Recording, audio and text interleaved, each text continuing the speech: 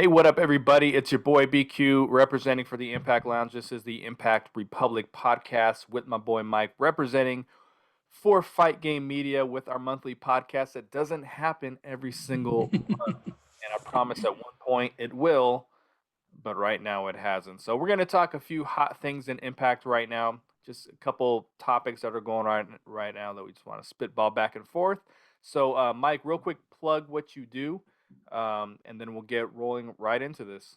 Cool. Well, thanks for having me once again, BQ, on the Impact Republic podcast. I have a lot of fun doing this show. I'm writing for Fight Game Media. I have a column that comes out every Friday or Saturday. It's called Brace for Impact. And I have a podcast on the Patreon network. If you go to patreon.com/Fight Game Media, and you can hear my weekly Impact Wrestling podcast. It's also called Brace for Impact with my host, best-selling author. He just got that distinction here recently. In the horror nonfiction section of Amazon, JD Oliva. Yeah, I'm real proud of him. He's becoming a big deal on us. So hope he doesn't get too famous and then leave us all behind. But he's a great co-host. We have a lot of fun on that show. We speak all kinds of nonsense about Impact Wrestling every single week. Usually within a couple hours after the show is over, we'll get on record, and then by the next morning it's posted up onto the Patreon, man. So we've got a lot of cool stuff going on over there. That's awesome about JD. I didn't know that, and I enjoy his feedback quite a bit on the podcast. So I do want to recommend it to everybody out there that listens to me every week. This is a great podcast, even through the Patreon network that you want to check out. I don't listen to wrestling podcasts, like I don't at all, outside of Jim Cornette, who I don't even like Jim Cornette, but he's just hilarious to me. Yeah. But outside of that, I don't listen to wrestling podcasts, but I do listen to Mike and Brace for Impact every week, and I subscribe to the Patreon.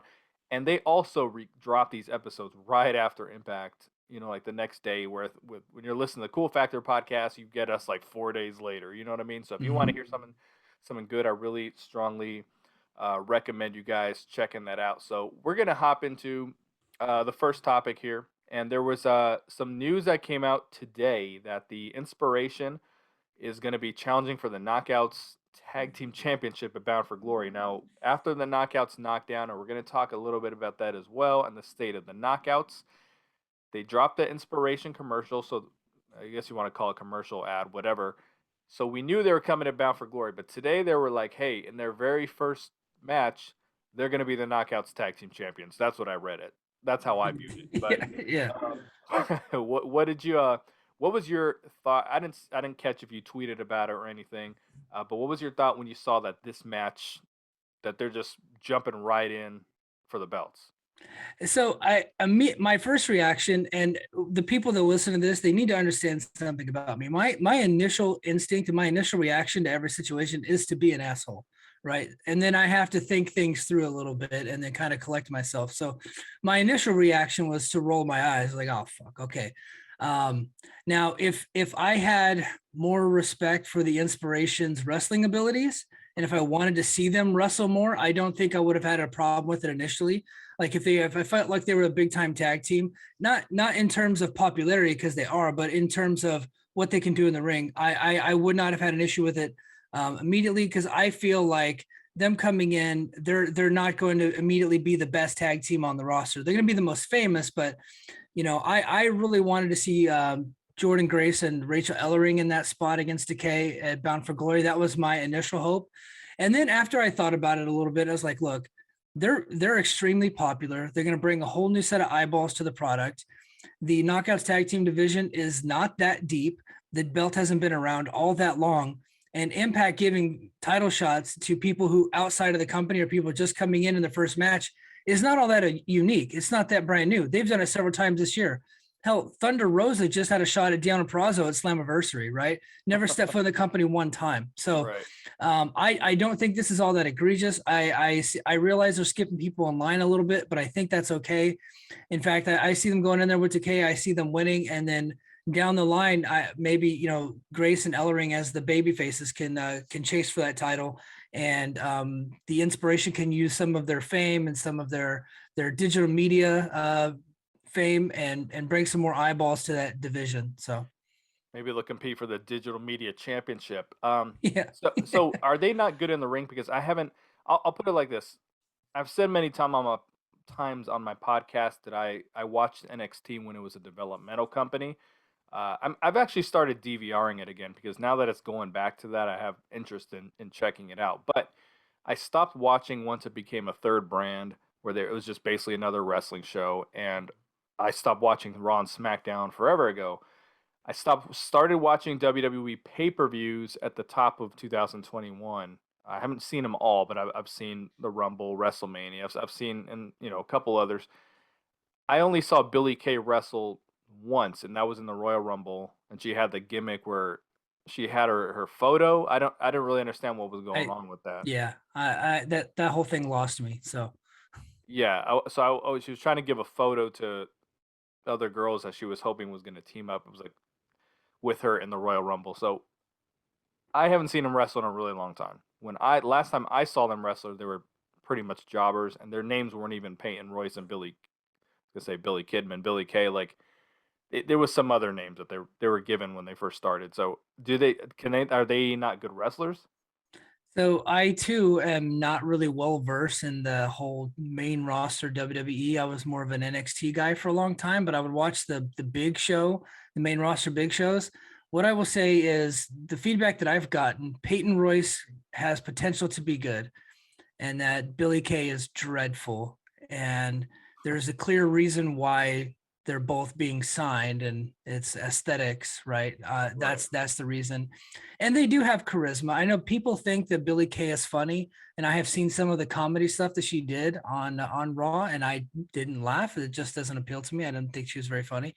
But people will swear up and down that Peyton Royce can actually go in the ring, but she just never really got the opportunity to in WWE, because even more so than Impact, the lower card knockouts, the lower card women wrestlers in WWE mostly do quick comedy matches. In fact, they have a tournament going on right now where most of the matches haven't lasted more than 2 minutes. So um and Impact, the the lower card women and the lower card knockouts, they do kind of ha type of matches and things like that. They're not really taken seriously, and we'll get into Knockouts Knockdown here later. But that changed with that pay-per-view, I believe. But Deanna Prazo and Jordan Grace, some of the top stars, would actually have long matches and competitive matches and be taken seriously. So some of the lower card women don't really get a chance to shine as much, and I think they had that going for them on Raw.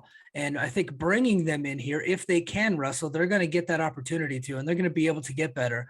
I think their wrestling ability they didn't get the opportunity to show as much as they could while they were in WWE because of the way they value that division, if that makes sense. Yeah, yeah, absolutely. And from the little I saw of them, I like them. I mean, I don't have a much of an opinion either way. I was hoping that they were going to sign him because they need tag teams. I mean, face it, Mm-hmm.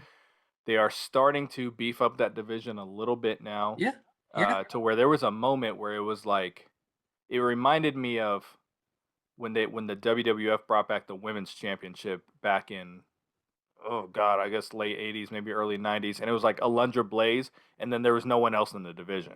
Yeah. They would just bring in like rando girls to wrestle her, and it was like, well, they're never gonna take the title off her because she's the only woman they have, and that's where I felt like the Knockouts division was going for a second, and then when they split up Fire and Flava, I was like, yo, they're screwed here. My fantasy booking was that the influence was gonna win, and this is strict fantasy booking. I'm very careful not to fantasy book because then you talk yourself into things that you think are going to happen. They don't happen. But my fantasy booking was that they were going to win and that the a forbidden door was going to open and the allure was going to pop out and challenge for Bound for Glory. That's what I was really hoping. The reason I thought that is because when they started promoting Knockouts Knockdown, one of the first names you saw in there was, or faces, was Angelina Love.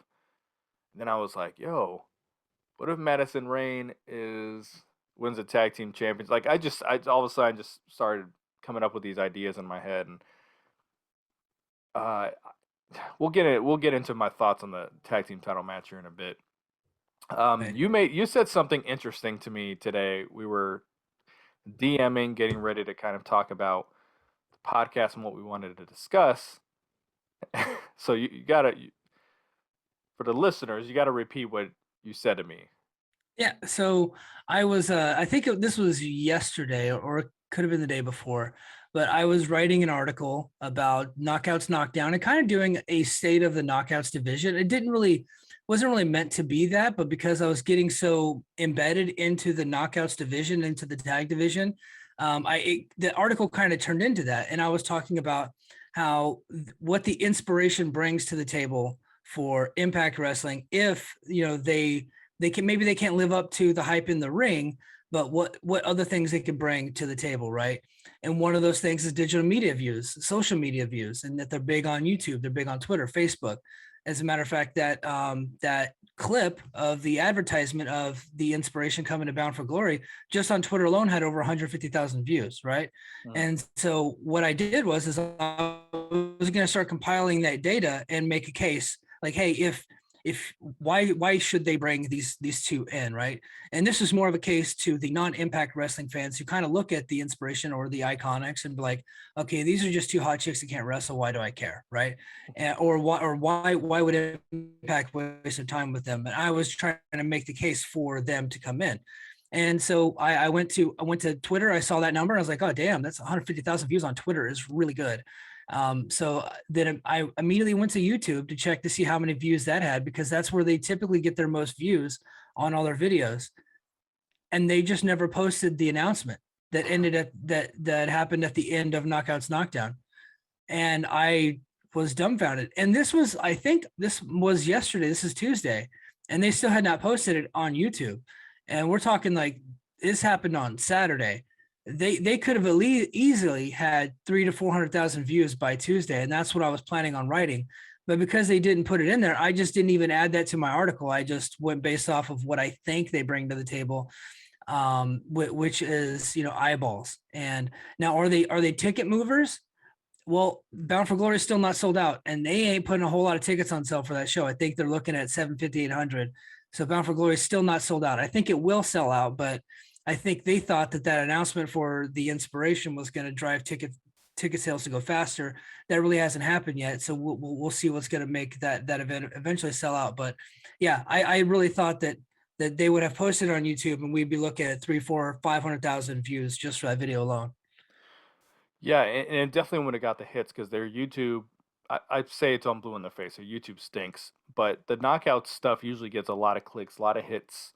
And yeah, you absolutely would think, and it's really weird how they handle the content on there because they were posting the Tony Khan commercials, the paid ads, and the majority of the Impact fans hated those.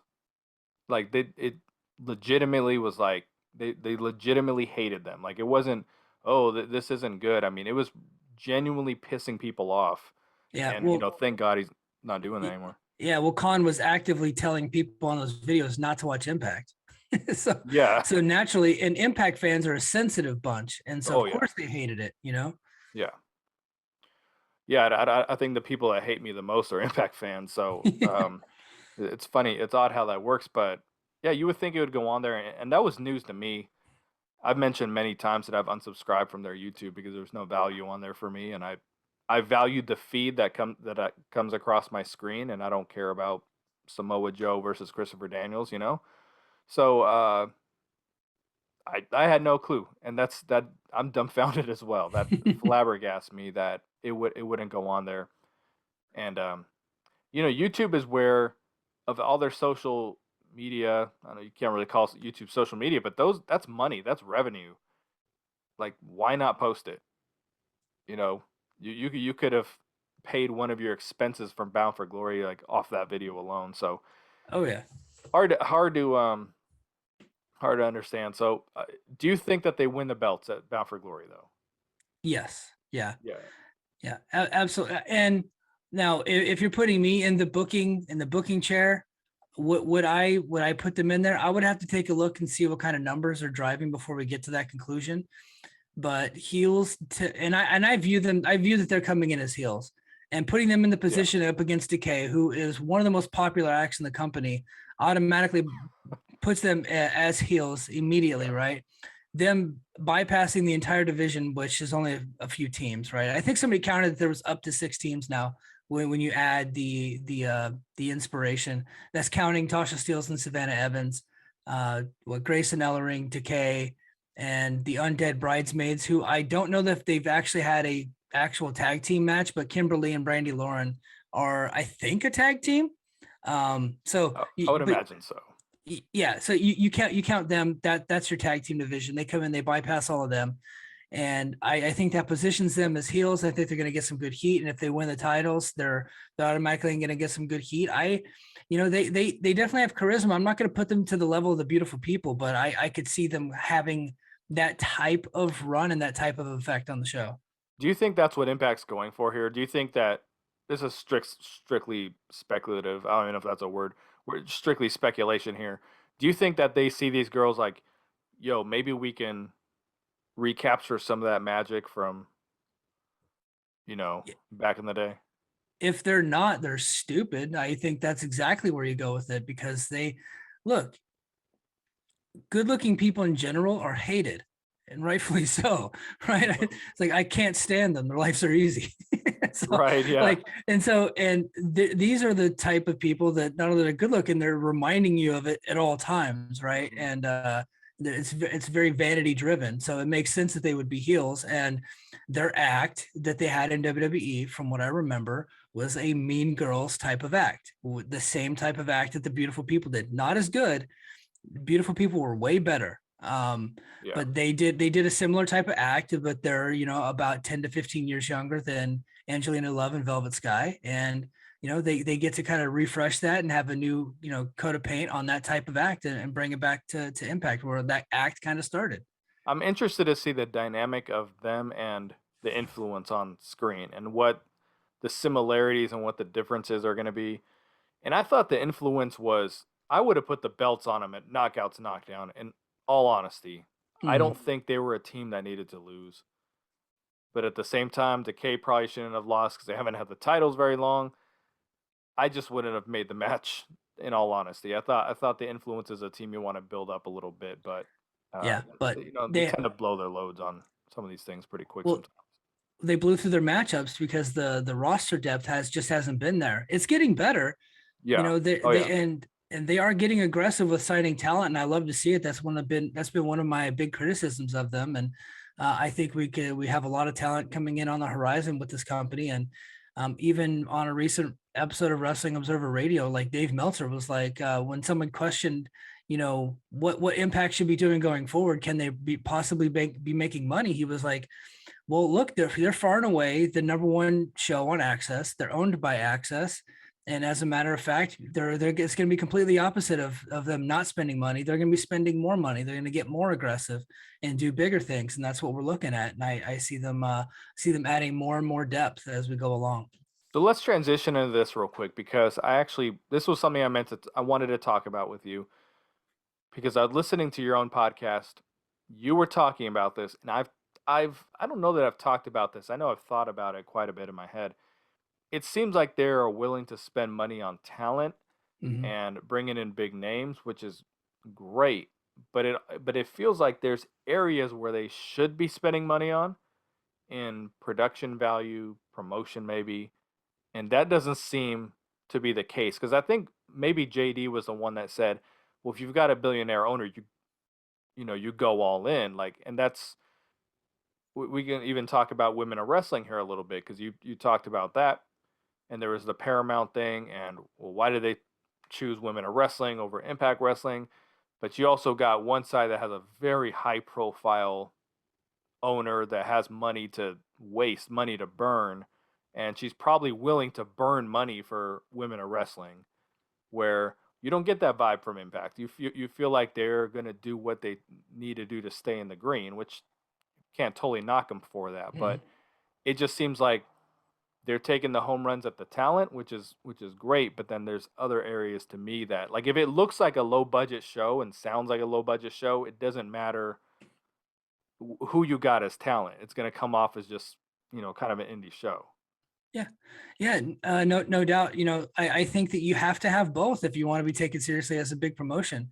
You're going to get those eyeballs if they bring in Wyndham, right? You're going to get those extra eyeballs. Yeah, oh yeah. But then once those eyeballs are going to get there, they're going to be like, okay, yeah, it's cool that he's here, but I can't stick around for a lower budget wrestling show. it has to be aesthetically pleasing. You have to have good microphones. You have to be in a nice venue. I'm not talking about Impact going to 5,000, 10,000 seat arenas. That's not what I'm talking about. But they're going to these super cheap arenas like Sam's Town, and they're doing their production on the cheap. They're not hiring like the best cameramen and the best, audio engineers and things like that. They have a shoestring budget when it comes to that stuff, and they really should upgrade a lot of that. I'm not asking them to look exactly like Turner Sports. Turner Sports, believe it or not, is the one that actually produces uh, AEW, right? They handle that part of it. So I'm not actually asking them to have that kind of a budget, but get somewhere in the ballpark a little bit, upgrade the look and the feel of the show. And I think that once you get those new eyeballs, you're going to be able to retain a lot more of them than you would normally. And look, and I always kind of harp on Samtown. I have a whole lot against Samtown. It just doesn't look great on television, and it's not a venue easily accessible in Vegas. It's way away from the strip. It's kind of closer to Boulder City out there. And if they were to get a spot on the strip, I'm not talking about MGM Grand or Mandalay Bay or anything like that, but one of those smaller concert venues where you can get 5 to 1,500 people in there, and it looks nice, and you can keep a rotating crop of fans. I think that would be better, but they have chosen to spend more of the money on talent and not really match that production wise, which I think is a shame. And that was one of the big criticisms of Dixie Carter back in the day. Now, don't get me wrong, their production was great, the show looked great, but they weren't willing to match what they were spending on talent. They weren't really willing to match it on promotion, match it on taking the show on the road, putting it into these nicer arenas around the country. They wanted to stay on their soundstage, right, and do things there in the Impact Zone. And I understand a little bit why they did that, but that's also a reason why it didn't grow past a certain level. And so if you want to get bigger, you got to look bigger. The only positive thing I can say about the current team that produces this show and edits the show is that you can hear the crowd. Where Yeah. for years, people are always saying like, dude, you can't hear the crowd; they sound dead. And I was at a lot of shows at the Impact Zone, and it was never quiet in there. It was never dead. But then you would watch it on TV, and it just sounded like you could hear a pin drop. Like it was.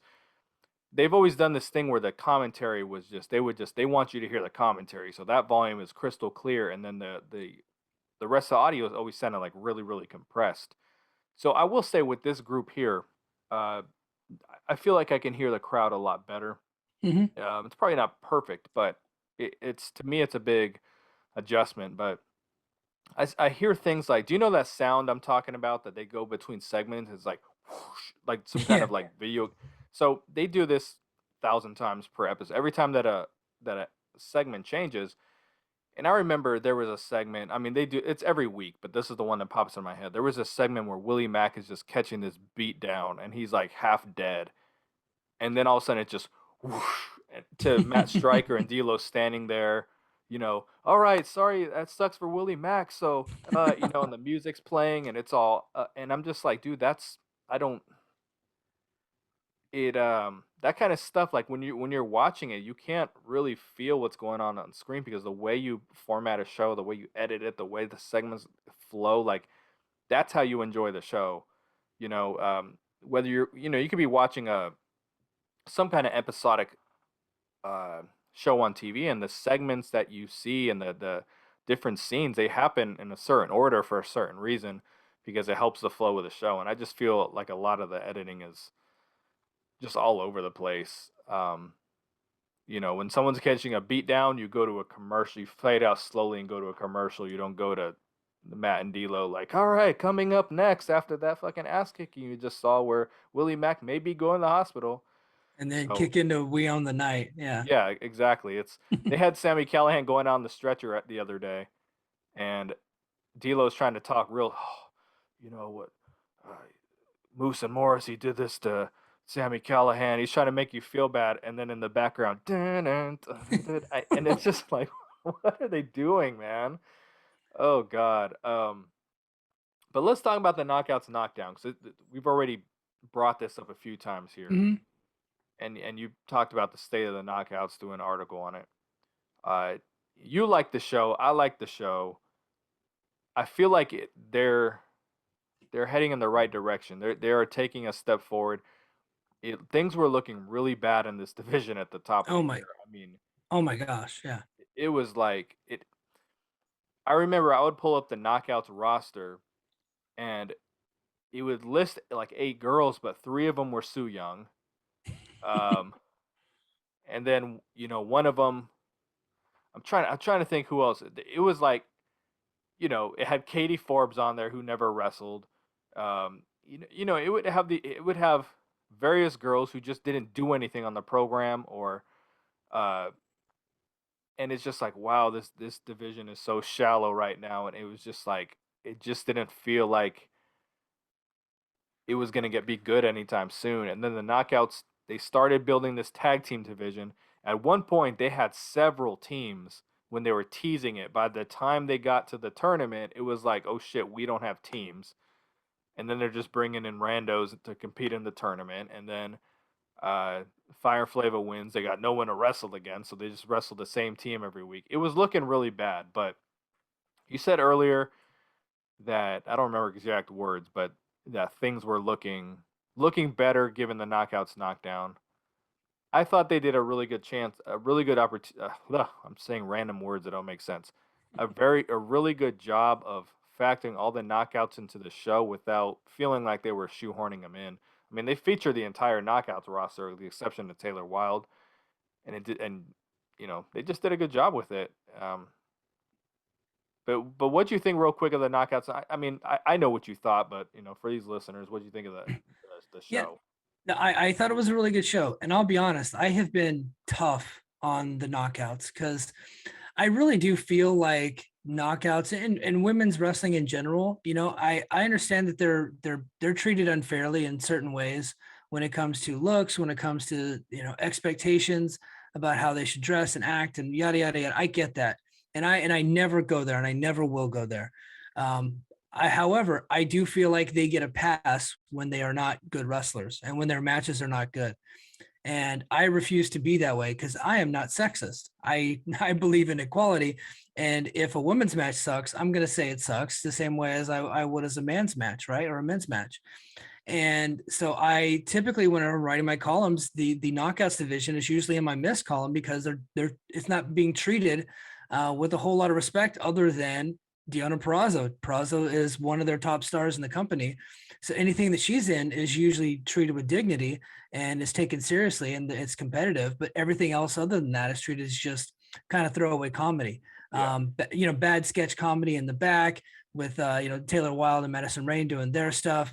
Just not good at all, right? And then the matches are usually pretty short and they're not very competitive and they're not really all that interesting. So they typically end up in my mess column. The show was the complete opposite of that. It's everything that I've always wanted the Impact's Knockouts division to be. They got a good mix of veteran stars with up and coming young talent. They brought in this Masha Slamovich, who's 23 years old, who was trained in Japan, who I had heard the hype on her, but I never really took her all that seriously because I just thought the name it sounded stupid. It's a bit 80s kind of glow type of thing. And I think that's what she's going for. And I saw clips of her on Twitter and she was just kind of wrestling in gym clothes and things like that. And so, okay, yeah, she's a powerful chick. She can do some impressive moves, but what's interesting about her?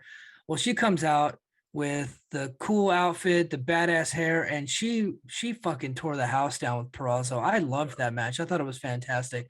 And they eventually they did announce that that she had signed. They announced it earlier today, and they showed that video of Gail Kim making that announcement. I thought that was really cool. Yeah. I thought out of everybody, I thought that Tasha Steelz upgraded her stock the most. I think she came across just like a complete star. I think Kira Hogan heading over, I think she tried to go to AEW, but she never really did get signed. And now she's I saw her tweeting yesterday begging Mickey James for a job at NWA. So I don't know what's going on with her, but I think that Kira Hogan leaving is one of the best things that ever happened to Tasha Steelz. And then that opened the door for them to bring in another new star in Savannah Evans, who I was really impressed with in that Monsters Ball match. And speaking of that match fucking owned, bro. Yeah. That was awesome. And I am always pretty tough on Kimberly because I feel like she is like practicing wrestling moves in the ring a lot of times. like she's just going through the motion and she's disinterested. She fucking brought it, dude. And Yeah. gotta get, dude. She bled gushers. She was going into barbed wire thumbtacks. They I hope they gave that girl a raise, man, because she freaking brought it, and I thought she tore the house down. Um, and then the main event, with the influence versus decay, I thought it was solid. I did not think there was a particularly great match. Yeah. You got two heavy character teams, and I think that those teams are important, right? Not everything has to be a 5-star match. So now it didn't get a whole lot of love from me in my column because of the matches, that the type of matches that I prefer. Yeah. Yeah, Oh. and that I prefer it, but of course the matches that preceded it, which I thought were much better, and so it didn't get a whole lot of love from me. But I thought that it was a solid way to go. And then of course the announcement there in the very end, what I thought was cool. And then Mercedes Martinez, obviously she looked great. If I had any gripes, as I felt that Brandy Lauren didn't really belong in the tournament. I know that she's there kind of as that undead bride character, and I thought that just having her in the tournament was a miss. She clearly was there. She was there to do a 2-minute squash with Mercedes Martinez, and I felt like the tournament deserved a little bit more respect than that. And I felt like Jamie Senegal was not ready for television, I would say. Not to sound mean or anything. I just didn't think that she was. I didn't think she was that impressive. Didn't look that good. So, but yeah, again, overall, I thought that whole show delivered, and I think that what it did is it. A lot of people will say that the Impact's knockout division is the best in North America, or they'll say the best in the world. When you say the best in the world, you're clearly not watching Stardom in Japan, because so your opinion is irrelevant there because you don't know. But if you're gonna say best in North America, I've told people that you're fucking stupid if you think that. WWE has the most talent depth and they have the bigger stars. You're crazy if you think that if it's Impact, but after Knockouts Knockdown, I think that they can get there, man. I really do. And it's not totally about star power. It's not totally about depth. It's how the division is treated and how the wrestlers are used. And if they are going to be used more like what we saw at that pay-per-view this past Saturday, if they're going to be used more like that on television, I think that Impact could get there to where they have the destination for women's wrestling. Prior to Slammiversary, I did an upload on YouTube. Pissed a lot of people off. And I said, people think that the Knockouts are the top women's division in wrestling. There's a lot of people do. I think they're one of the worst. Yeah. And but I followed up with saying I'm not saying it's the women themselves or the talent, but it's more the presentation on TV. Like if it's not for the Knockouts Championship, I don't know about you can say the tag team titles too, but they're still fairly new. If it wasn't, and you kind of mentioned this earlier, if it wasn't for the knockout, I mean, if the match wasn't for the Knockouts Championship, the match was presented as some kind of throwaway match. Yeah. That's just the way that it was. And you brought up Kimberly. Looking at this match on paper, you're like, okay, Savannah Evans, Jordan Grace, Kimberly, and Alicia Edwards. Like this looks like some excuse to get Jordan Grace a win on pay-per-view. That's just what it looked like. That's what I thought. Yeah, and Kimberly especially, but Kimberly and Alicia looked great in this match. Dude. And I'm sorry, I have to apologize. I know she's your girl, Alicia Edwards. I gave her a big shout out in my article because I'm tough on her. And boy, did she look great. She had passion, fire, energy, took great bumps, just came off cross like a badass. I loved her. Sorry, go ahead. Yeah, no, well, my point was, and I'd said this in my Knockouts Knockdown review, and I've been saying this forever, mainly about the women, but about the guys as well. You're never going to see what someone's truly capable of and what they can do if you don't give them matches that matter and give them an actual opportunity to do what they do. Because if you look at Alicia's matches, Kimberly's matches, they're never involved in feuds. They've just thrown out there as enhancement talents basically. And if you don't give them something to do, and you're just putting them in an enhancement role, you saw AC Romero just leave the company because he was just like they didn't give us anything to do. Basically, I'm paraphrasing what he said. He said there was no opportunities. Now I want to go show people what I can do, what I'm capable of, and it's true. Like I had high hopes for what they could do with Triple XL, but they saw them as guys that just go out there and lose all the time. And when you don't have storylines, you don't have angles, you can't go out there and put on a good match. Um, Adam Thorne. So I was listening to a podcast of his the other day. Me and Adam are pretty cool. He was talking about his time in Impact, and they had a match with Finjuice, and he said they were tearing the house down. And this was back when there was no audience. And he said Don Callis came out and was like, basically said that Finjuice was giving Reno Scum too much offense, Mhm. and they had to redo the match, and it was basically a squash match. And he was like, "What did that do for us? That didn't do anything." Like he's like, "I don't mind losing, but I want to go out there and compete. I want to go out there and have good matches." So I just felt like Kimberly and Alicia Edwards just got an opportunity to wrestle and have time and not be on the losing end. Well, Alicia got pinned, but you know they just got an opportunity. That's all it really boiled down to. So it just kind of proves my point that there is talent in the division if you give them something meaningful to do, and the matches have some kind of stakes to them. Yeah. You know. So So I had two more takeaways from that show. mhm, One, which was almost my number one takeaway, but Melissa Santos needs to come back, and she needs to be the full-time ring announcer for Impact. She just incredible, just fantastic ring announcer. I think that she's the best in wrestling right now. I wouldn't put her on the level of some of the folks in UFC and boxing, but in pro wrestling, she is top, not even close. I think Justin Roberts sucks, right? I, yeah, I don't think that he's great. I think that she is fantastic. I loved her on Lucha Underground. I always thought she was miscast in Impact as the backstage interviewer. She big is a time. much better ring announcer. Um, and the other point I had, Chelsea Green is one of the worst baby faces in pro wrestling. Just dreadful, dude.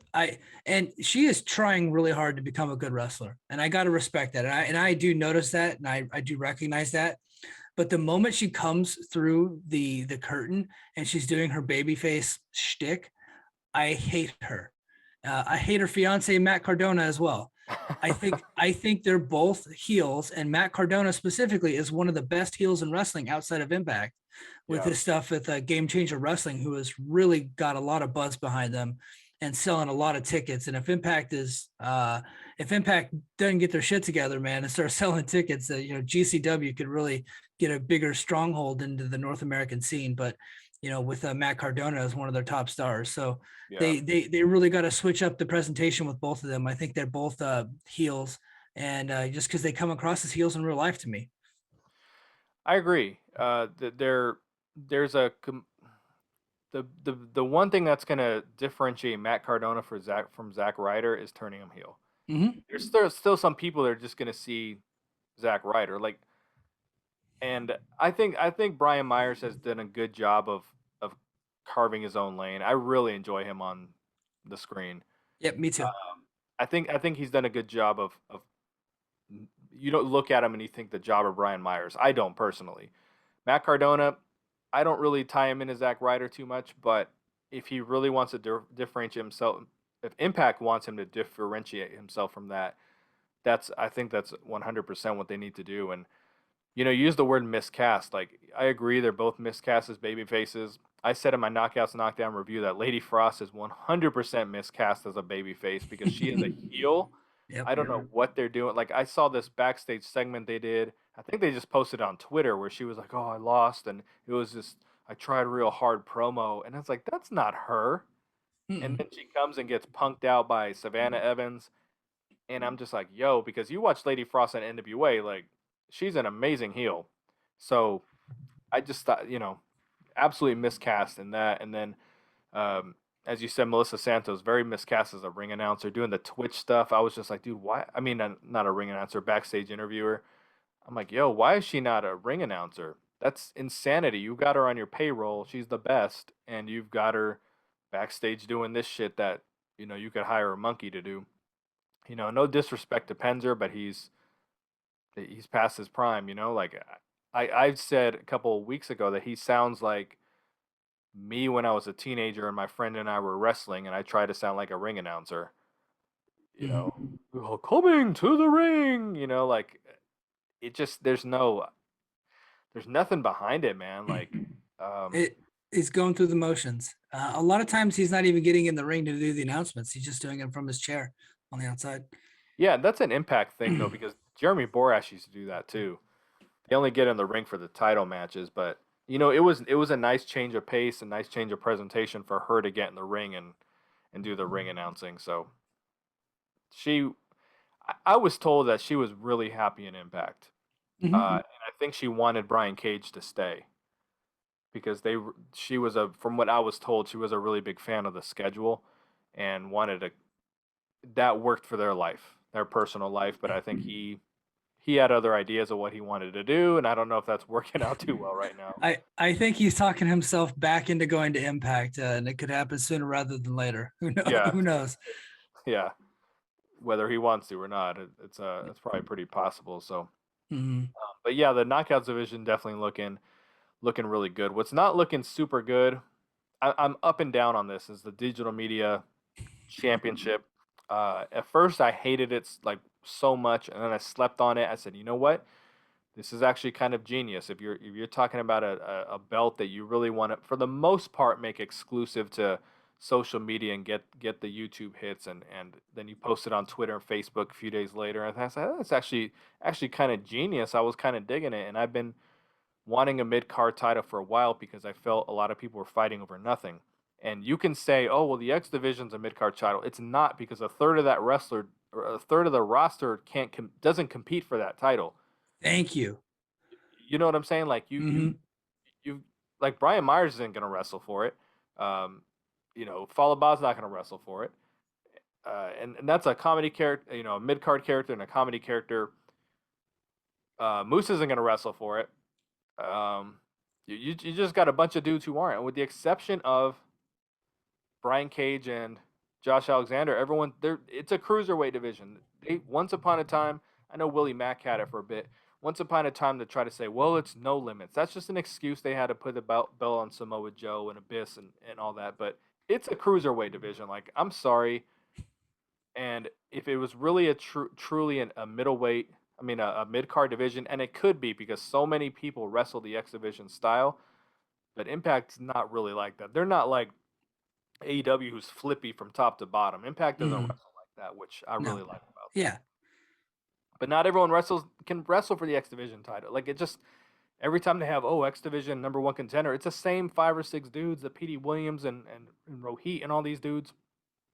So I was really excited about it, but then they started announcing the matches, Yeah. and it made it really clear where this title is going to stand in the hierarchy of their belts. It it's more like the 24/7 championship than it is the Intercontinental Championship. Like, Yep. that's basically what it is. And when the first match they announced was Zicky Dice Skyler, and Skyler and Dice. Skyler, I think they got something in him. I like him, what I see so far. But when you put that match out, your first match is your like attention getter. Like when they announced Impact versus Lucha Underground a couple years ago, and the first match was DJZ, Andrew Everett, and Xavier. What the hell is his name from the Rascals? Desmond Xavier. Desmond Xavier, yeah, and it was against like Drago, El Phantasmo. My God, the guy who was in Impact for a bit with the mask. Now he's in NXT. El Phantasmo. No, that's the New Japan guy. No, he was in Lucha Underground too. Yeah. Yeah, he played a different character in Lucha Underground. I think it was King Cuerno or something like that in Lucha Underground. But yeah, He was he King. yeah. Isn't El Phantasmo the guy in the Bullet Club? No, El Hijo del Fantasma. Sorry. Yeah. Okay. Boom. There Yeah. we go. Yeah. Close in the name, but Hijo del Fantasma. Yeah, was King Cuerno in Lucha Yeah. Underground, Phantasma in Yeah. Impact, and now he is fucking what's his name? They gave him a super Spanish name, like a stereotypical name Right. in NXT. NXT. It's like a Julio Iglesias or something Right. like that. Yeah, and Aristar was in a match too. But when they announced that match, that was their first match. It was like, whoa, okay, cool. That's your attention getter, and it created a lot of buzz. But when your first match is John Skyler versus Zicky Dice, who hasn't wrestled on the show yet, it's like it just set the precedence for, okay, it's a great idea, but it's kind of a joke title. Yeah. At least that's how I took it. Yeah, so I immediately shit on it because that's what I do. Because anything new, I'm like, I don't know about this, because I didn't really care for the name of it. At first glance, I thought the belt looked a lot like the AEW belt, but as you take a look at it more, it's actually quite different. So I've pulled back on that. But Digital Media Championship, I didn't really think it rolled off the tongue. I didn't think it was a catchy name. But I got what they were going for. It's like, okay, cool. We're going to push more content to YouTube, push more content to Impact Plus. I thought that was a good idea because as an Impact Plus subscriber, I'm only getting fresh original content once a month, right? Occasionally, you'll get a Sammy Callahan uncensored or something like that. But for the most part, all the content that I'm getting on Impact Plus, I can get in other ways. I could get it on Access TV, or I can get it on their YouTube channel or whatever, right? Or their Facebook. It's just, so I'm only getting original content once a month. So I was like, okay, cool. I'm going to get some more original content that I can check out throughout the week. And maybe I was thinking guys like Brian Myers, guys like Matt Cardona, Jake something, guys in the mid card that aren't doing a whole lot right now, they would have something to fight for rather than, Cardona and Rohit, arguing over luggage in the back. And then all of a sudden they got a feud that's going to last for 3 months. I was like, okay, maybe we'll have a new title belt for people to fight over, give you more storylines. And I thought that Cardona would have been a good first champion, right? Because of his history with the Internet Championship. So I was like, okay, this is cool. And then if you want me to like something and you want me to take something seriously and treat it with respect, you got to come with the thunder. You got to set that tone early, right? And they set the tone early with Skyler versus Zicky Dice. Not that those two guys are bad wrestlers, because they're not. Nobody knows who they are. I personally, I liked Zicky Dice from his days in NWA. I think that he could be something one day. I think that John Skyler's good in the ring. I think he lacks in charisma a little bit, and he's got a ways to go there. But I was like, okay, well, I'm going to give this match a chance, and maybe they can prove me wrong. They said it's going to be like the television title, which for me as an old school WCW fan, you got a lot to live up to whenever you say that, because you had Stunning Steve Austin, Arn Anderson, Steven Regal, Ricky the Dragon Steamboat, like those, and they were having excellent matches in that division. So, okay, if you're going to compare it to the television title, you got to fucking bring it. And what they did was they gave me Zicky Dice and John Skyler in a 6-minute match where they mostly did nothing. And then Zicky Dice went for a roll up and pulled the tights. Referee caught him. And then John Skyler rolled him up, pulled the tights. And that was it. That was the match. And once I saw that, I was just like, I don't have to watch anymore, guys. I already no longer have interest in this. You've killed any interest that I might have had. You fucked it up. Next match was Hernandez and Crazy Steve. I'll be honest, Hernandez probably hadn't won a wrestling match in a year. And I got no interest in watching him wrestle right now because he loses every week. So I got no interest in seeing him fight for a title. And I know that Crazy Steve won. I didn't watch the match because they fucked it up when they set the tone for that first match. I know that Jordan Grace beat Johnny Swinger today. Again, big fan of Swinger's Palace. Johnny Swinger shouldn't be fighting for titles, right? Doesn't need to be in a title championship. I get that. So what it is you said it perfectly. And especially when they brought that intergender element where anybody can win it, it's a 24/7 championship. It's, a DDT Iron Man championship. It's ridiculous. It's filled with, other than Jordan Grace and I would say Crazy Steve, it's filled with jobbers so far that I have no interest in. So fuck it. And one match was what was the other one? It was Sam Beal And Falaba. Yeah. Yeah, so if you're trying to give the lower card people something to fight over, I totally get it. But I would rather the more mid card people have something to fight over, because no one's being elevated to the main event scene. They've tried with Brian Myers and Ace Austin a little bit, but it's not quite happening yet for them. Maybe it'll get there at some point. But I'm fairly certain Jordan Grace is going to win this thing when it comes down to it. I don't know what the last couple matches are going to be. Kind of don't care, to be honest. I honestly think Chelsea Green's winning it, and I don't even know that she's in the tournament. But I just thought that she was pretty featured in the ads, and again, I got no interest in that. So that was my first. Actually, that was the first name that came to mind when they mentioned it. So because you gotta, I would have to think there's at least one more knockout involved in this. So I wouldn't be shocked if she didn't win it here pretty soon. So I don't want to knock it totally without seeing it happen. Once someone's a champion, let's see what the title reign looks like. Let's see if it's how they treat it. I don't see someone winning this title and getting down on one knee and or on both knees and shedding tears and say I did it. No, You know, no. um, But you remember basic training, right? When you were making your bed, what did your TI tell you?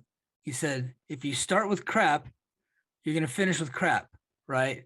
yeah, They started with unimportant horseshit that nobody needs to go out of the way to watch. And I know that there's some Impact hardcores that are arguing this to the death.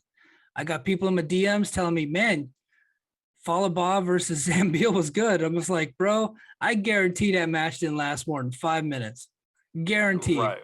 And that crowd was not likely into that match. And so you give me some serious competition for a title belt, and I'm interested. Keep the comedy and wrestling works. I think it's important to have, kids and families. You got to bring them to the shows too. I think guys like Falaba and No Way Jose are important. I think that Johnny Swinger is an important aspect to the show. But if you want your title belts to be taken seriously, they're not going to be challenging for those title belts. So Yeah, and they're gonna have two more matches next week. I would be willing to bet Jose's in one of them. yep. I'm sure of that, and I guess Manny Lemons will probably be in a match. So it's all strictly lower card. But again, I like the idea of it. I really do like the concept. I've been begging them for original content on YouTube. I want to see original content though that's not wrestling based because that's how you Yes. break stuff up a little bit. You can't make everything about the in ring. Like Mm-hmm. sometimes, I remember WWE Network had multiple non-wrestling segments, and that's what I found myself watching a majority of the time when I was watching that religiously. Renee Young's interviews, and uh, they had like a almost like a punked show they did that was actually really funny. Uh, the table for three was, I mean, was really good. Um, The Legends of Wrestling Roundtable, I loved. yeah, dude, this is Telling old stories. They have easy content at their fingertips. They could do what we're doing right now, right? They yeah, could, you know what I mean? Like WWE has podcasts on their network, and they're super filtered and they're super cheese. You know, Impact could go the other way and do. And AEW is doing a podcast with Tony Schiavone and Aubrey Edwards. It's actually pretty good, called yeah. Unfiltered. They could do stuff like that and put it Mhm. specifically on their YouTube and on their Impact Plus streaming service. They got Jorge Barbosa from the Fight Network doing a lot of documentaries. They could do more of those Yeah, strictly for Impact Plus. They absolutely could, and they have such an incredible library that they love to just show off in random segments that they could actually build stories around, right? Like right. don't just give me Samoa Joe versus Kurt Angle Lockdown 2008. Give me Kurt Angle's thoughts going into that match, right? Give me his thoughts coming out of that match. He ain't signed with nobody, and you don't have to pay him a lot of money to do a quick podcast. Give me a 20-minute intro and then show the match and then talk about what happened afterwards and the effects of that match, on the company's history, right? Give me stuff like that. Mhm. You don't have to think too hard on this stuff. You know what I mean? Yeah, I did an upload on this months ago, and I never uploaded it. I recorded the upload, and I just never uploaded it for whatever reason. But what I was talking about was I just finished watching a Royal Rumble, and afterwards there was a Stone Cold podcast with Sasha Banks, and I watched that. Loved it, absolutely Yep. loved it. I also think she's hot as shit, so I'll watch her all day. But I was really into it, and I thought to myself, they really promoted this throughout the show. Like, hey, she's talking to Sasha Banks after this, and it gave people a reason to stick around afterwards. And and I thought about, it, I was like, yo, Impact, if they could find a very good podcaster, don't have Josh Matthews host it, um, but someone because Stone Cold is it's very when he interviews someone, it's very real. He's very engaged. The questions are great, and I'm just like, man, you've actually got some podcasters on payroll. You know, Taylor Wilde is, uh, Jimmy Jacobs, Josh Alexander's wife is a great interviewer and podcaster. She's got the voice for it too. Uh, there's a few people who have some experience doing this kind of stuff, but if you got that like raw, real, uncut sit down with a wrestler after a pay-per-view, like give someone a reason to stay on the platform or to, go on Impact Plus afterwards for our sit down with Eddie Edwards. And don't do it like um an explosion with Josh Matthews behind the, where it's Yeah. all kind of jokey and he's doing the same mannerisms every time. Like I'm talking just like someone just real sitting down and just asking hard questions and getting real like feedback, real good feedback. Impact doesn't peel back the curtain a whole lot, which, you know what I mean, maybe is a good thing, but I mean, I would love to hear some just real raw like Eddie Edwards talking about, we went to NXT and this happened, and I decided to stay for Impact, and you know, not just doing the regular website interviews and the podcast interviews here and there. Something like what they were doing, something real, and raw. So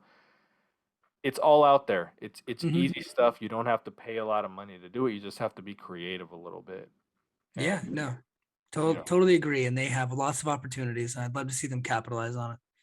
So last thing I want to talk about, the press pass happened today with the Good Brothers. Yeah, I'm not invited to them, so I don't listen to them anymore. But I think you checked it out, or I don't know if you're a part of it or not. I know you were invited. I don't know if I was on it. you were on it. Okay, so you can give us Yeah, yeah.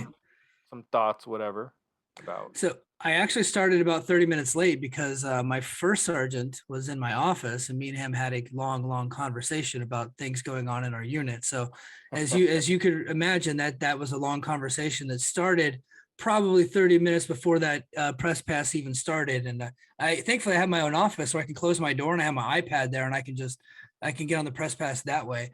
So I did miss the first part of it, but so the gist of it is that Doc Gallows says that there's massive surprises coming to the show, and that in the Call Your Shot Bound for Glory Gauntlet, there's going to be one surprise in that match. They said at least one mystery person in that match, so I would say be on the lookout for that.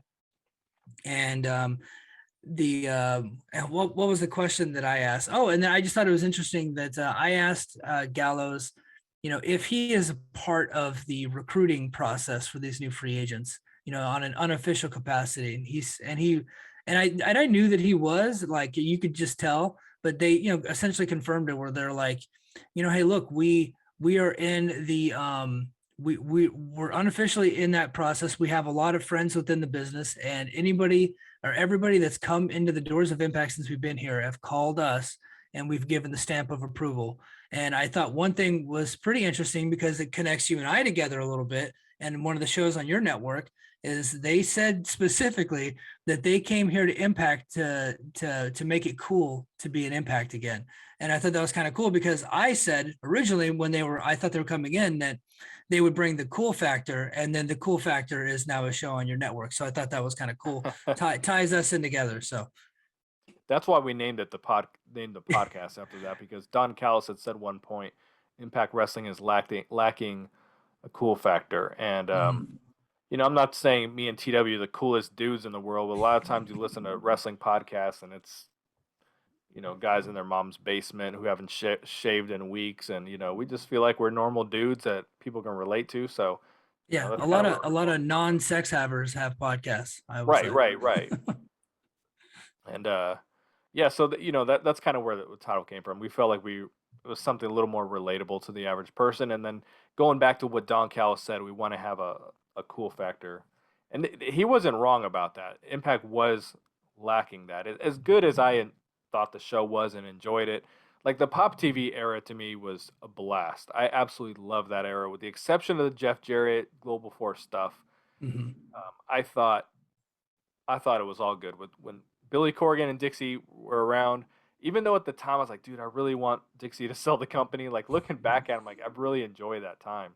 I just felt that if she sold it, there was going to be improvements made that weren't ultimately made. Like they've actually taken steps back in some of those areas that I thought Dixie was already holding back on. So, totally off the. Yeah. But I don't want to get my hopes up for the Call Your Shot Gauntlet too much as far as surprises, because would have been surprises before. Swoggle. He's been in both of them, I think. Yeah, yeah. I wouldn't be surprised if he wasn't in this one. It's a complete waste of a spot. Kylie Ray was in. That was awesome. I was there for that, and that pop was huge. And Joey Ryan was in it. Obviously, things played out a certain way with him, but at the time, that was a pretty big. He got a big reception too. And then I don't remember last year. I just know Swoggle, James Storm. Storm. James Storm came out. So I don't. For the people who are like, oh well, Wyndham is gonna like, no, he's not. No. If it's like the Bound for Glory years ago when Eli Drake had an open challenge and people were thinking Chris Jericho was going to answer it. I was like, Eli Drake is going to wrestle in the first 3 matches of the show. Chris Jericho is not going to show up for that. I don't know how to explain that to you any clearer. Yep. And so I think some people talk themselves into, okay, well, this is where Braun Strowman is going to show up. He's not going to show up there either. Like Buddy Murphy might. That's actually my pick. I think that Buddy Murphy, not a big star, great wrestler. He was not a big star in WWE. He did not have many big matches. He had a couple on Raw, but I think most of what I saw of him was on 205 Live, and nobody other than me and a few other people actually watched that show. So I think he would be a great addition. But I could see him in the Call Your Shot Gauntlet. But you're not giving away Braun Strowman's first match in the company without promoting it. Would be a mistake. Yeah, it's not happening in the opening match of the show, where that's going to be the main talking point throughout the rest of the show. That's just not going to happen. I do think Buddy has the opportunity to. I think he's enough of a name, but enough of a blank canvas to where they can really. I don't want to say that make the next EC3 because I think that's it's very few and far between that you're going to take a guy from another company, completely repackage him to where you don't even connect them to that old character. Like that was a very special case with EC3. But I do think Buddy is someone who can come over and really establish himself as a main event guy if everything around him happens the right way. I think he's established enough, but not so much that you're just like, oh, he's a WWE guy. Like I think they can do something with him. But I'm excited because this roster is getting a lot better. It's getting a lot bigger. They're still lacking some main event talent, but it's help might be on its way. But I'm excited because half a year ago the roster was so thin. It was thin as a Bible page, and we're getting a lot of improvement there. So yeah. But I think we're gonna wrap it up for the night. It is late for us. Do you got anything you want to say on the way out? So I want to do another cheap plug for our Patreon. Go to patreon.com/fightgamemedia. So for our Impact show, I don't think I've actually made this announcement yet, but JD and we are going to start very soon a WCW retro show where we're going to watch some old WCW shows, and we're going to go every week with that. So we're going to have some more original content for the Patreon. So we're super excited about that. Go subscribe to Fight Game Media on YouTube. I think we have over 2,200 subscribers now. So, which when I started there, we didn't even have 600. So we're up over 2,000. And I will say, and I am very proud of this, that the Impact content that I crank out on that YouTube channel is typically among the highest viewed content on the channel, right? We're like, our averages are very, very good. And so it's usually some of the most popular stuff that we're cranking out. And I should have some more original, or not original, but some more content. What I like to do is just clip certain segments from the Patreon show, the audio show, and put them up on YouTube as kind of a teaser, a sampler. Sometimes they're anywhere from 5 to 15 minutes, and I'll do either 1 to 2 of those a week. And then for Bound for Glory, I think we're not gonna go live after Bound for Glory again because it's gonna be pretty late. But we are going to record immediately after Bound for Glory is over, and we're going to have that show ready to go and uploaded. And I think most, if not all, will actually be on the YouTube channel. So me and JD, we're back in the saddle for Bound for Glory this year. So we're going to have round the clock coverage of Bound for Glory. JD is probably he's the best writer on our staff. He has got a kind of a historical perspective coming out where he is going to be comparing Josh Alexander's rise to this year's heavyweight championship to that of Bret Hart's from 1991 and 1992. There's actually a lot of parallels between the two competitors. People don't want to see it, and they're like, I kind of posted a YouTube video talking about it before, and people kind of shit all over the idea. It's like, no, he's his own man. He's not the next Bret Hart. And I'm just like, well, hold on here. Take a look at the facts and take a look at how they're being built up right now.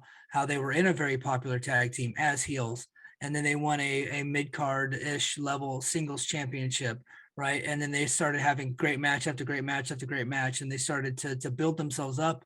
And then they get to have a championship match with the legend, Christian Cage and Ric Flair in those spots. So very interesting stuff. He's going to pull a lot of facts and figures, and I think a lot of people are really going to enjoy that article. So it should be out before Bound for Glory. That sounds really, really interesting. That's going to definitely take some dedication to put that together. But much respect and props to him for that. I'll be looking forward to that. So, but thanks for checking out the Impact Republic podcast. We'll be back again, hopefully pretty soon, to talk about some other various topics from the Impact Wrestling world. Probably sometime post Bound for Glory. Mm-hmm. And for Mike, I am BQ. Thanks for swinging by once again. We're out. Peace.